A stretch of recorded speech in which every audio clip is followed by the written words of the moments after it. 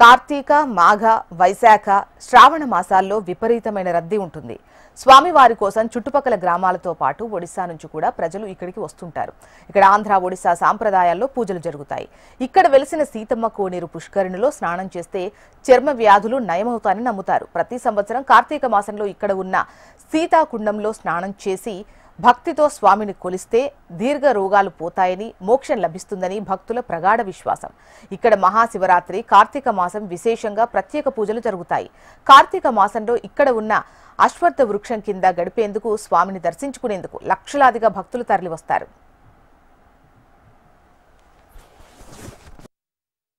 ప్రతి సంవత్సరం కూడా అనుకున్న కంటే ఎక్కువ మంది వచ్చే అవకాశం కనిపిస్తుంది.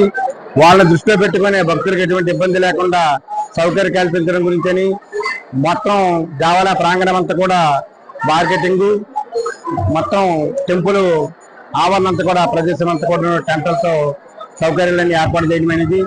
అయితే ప్రజెంట్ వర్షం ఈ సంవత్సరం సైక్లోన్ తుఫాను ఇబ్బంది వల్ల కొంతవరకు సఫర్ అయ్యాం. అయినప్పుడు కూడా ఎటువంటి ఇబ్బంది లేకుండా స్వామివారి దర్శనంకి వచ్చిన భక్తులకి సౌకర్యం కల్పించి ఆ స్వామివారి తాలూకా తీర్థ ప్రసాదం తీసుకొని ఆనందంతో వెళ్తున్నారు.